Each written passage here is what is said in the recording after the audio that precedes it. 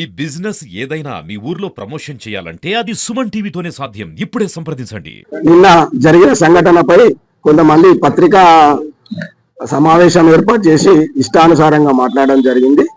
ఒక బీసీ బాంధవుడు అని చెప్పుకునే అధికార ప్రతినిధి బీసీలయ్యే నాలుకలు కోస్తానంటూ చెప్పడం ఇది హాస్యాస్పదం.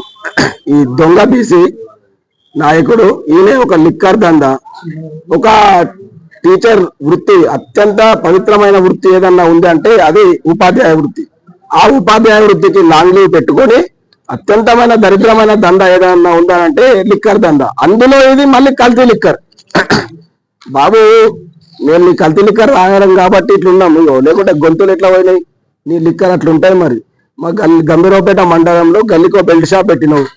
ఆ బెల్ట్ షాప్లలో కూడా పాపం బెల్ట్ షాప్ వాళ్ళకి 5 రూపాయలు తక్కువ ఇస్తాడు, కానీ నీకు ఒక ముద్ర ఉందట కదా, అందులో ఏదో ముద్ర సినిమాలో ఉన్నట్టు ఆ ముద్ర వేస్తే 10 రూపాయలు ఎక్కువనట నీ క్వార్టర్కి బెల్ట్ షాప్లకి. అది కూడా ఏందో రేపో ఎల్లుండో ఆ సార్తో మాట్లాడతాం, మీరు ఏం చర్యలు తీసుకుంటాడో అడుగుతాం, ఎక్సైజ్ వాళ్ళని కూడా అడుగుతాం. ఇక ముందట ఉన్నది ఇక నీ టీచర్ వృత్తి అంటావా, ఎన్ని రోజులు లీవ్ పెడతావు, మరి నీకు ఎట్లుంటుంది అది కూడా అడుగుతాం. ఒక టీచర్ వృత్తిలో ఉంటూ మరి ఏ పార్టీలో దొరికితే ఆ పార్టీకి ఎట్లా మాట్లాడుతున్నావు. నిన్న కూడా మీ బీసీ నాయకులతో మాట్లాడినాం. ఏ బీసీ నాయకుడు అంటే ఆయన కూడా ఒక పార్టీకి తొత్తుగా ఉండద్దని వాళ్ళు చెప్పారు. మేము రేపు ఎల్లుండి హైదరాబాద్ పోయి శ్రీనివాస్ గౌడ్ని కలిసి నీ మీద నువ్వు ఎంత అఘాయిత్యాలు చేస్తున్నావు బీసీ ముసుగులు అనేది కూడా వాళ్ళందరికీ కూడా మేము విన్నవించుకుంటాం. నీకు సంబంధించిన వీడియోలు ఉన్నాయి. టీఆర్ఎస్ లో ఉన్నప్పుడు కేటీఆర్ సంకనాకినాయి, ఇప్పుడు కాంగ్రెస్ సంకనాకే వీడియోలు కూడా ఉన్నాయి. నువ్వు ఏ అధికార పార్టీ ఉంటే ఆ అధికార పార్టీలో చేరుకుంటూ మళ్ళీ ఏమన్నా అంటే బీసీ అధికార ప్రతినిధి అంటావు. నువ్వు ఏ బీసీకి ఇన్ని కులాలు ఉన్నాయి, ఎన్నడన్నా నీ ముఖానికి మండల బీసీ నాయకుడు ఉన్నాడా, మండల కమిటీ ఉందా, జిల్లా కమిటీ ఉందా, నువ్వు రాష్ట్ర అధికార ప్రతినిధి ఎట్లయితావా? నువ్వు నీ సొంత జిల్లాలో నీ సొంత మండలంలోనే ఒక కమిటీ లేదు. నేను ఒక బీసీని, మాకే తెలియదు ఇడున్న బీసీ మీ కులగన్నా తెలుసానే, మనకే తెలియదు. ఒక్క కుల సంఘానికి వచ్చినావా నువ్వు? బీసీ కుల సంఘానికి వచ్చినావా? ఒక్క సంఘానికి వచ్చి ఒక సంఘాభివృద్ధికి వచ్చినావా? పాపం మా ముదిరాజులను కూడా నేను ఇదని అదని వాళ్ళని అటు ఇటు కాకుండా వాళ్ళని ఆగం చేస్తున్నాను. ఎందుకే నీకు ఇది? గిరిగంటి నరసింహులు అనేట ఆయన పార్టీ కోసము 6 నిమిషాలు కష్టపడి కష్టకాలంలో పార్టీని ఎవ్వరు పోటీ చేయకుంటే కొన్ని లక్షలు ఖర్చు పెట్టుకొని పోటీ చేసిండు. అతనికి వచ్చే మార్కెట్ కమిటీ మీరు అమ్ముకున్నారు.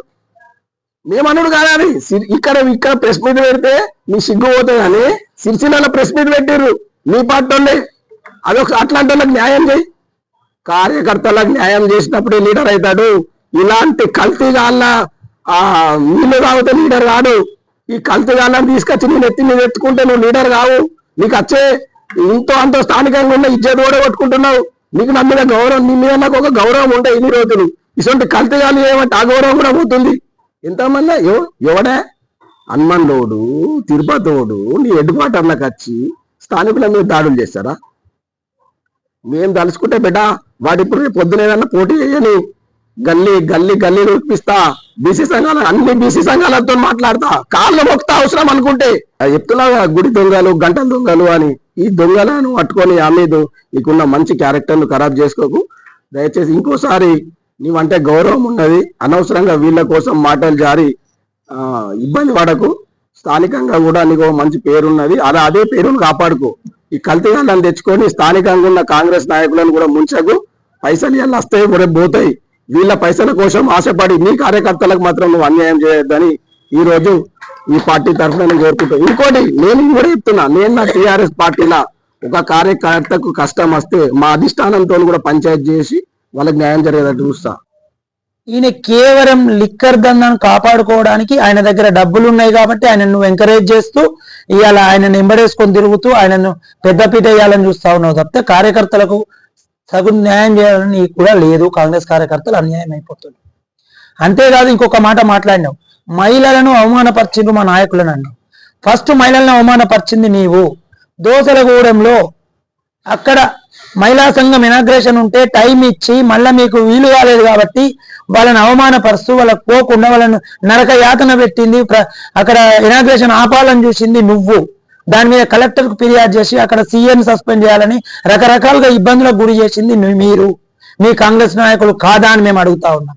మా 10 ఏళ్ల పాలనలో మహిళా సంఘాలకు పెద్ద పీఠేసినాం, యువజన సంఘాలకు పెద్ద పీఠేసినాం, ప్రతి ఒక్క సంఘానికి పెద్దపీట చేస్తూ ఈ రోజు కేసీఆర్ గారి కేటీఆర్ గారి నాయకత్వంలో తెలంగాణలో సిరిసిల్లాలో ఎంతో అభివృద్ధి చెందిన మాట వాస్తవం.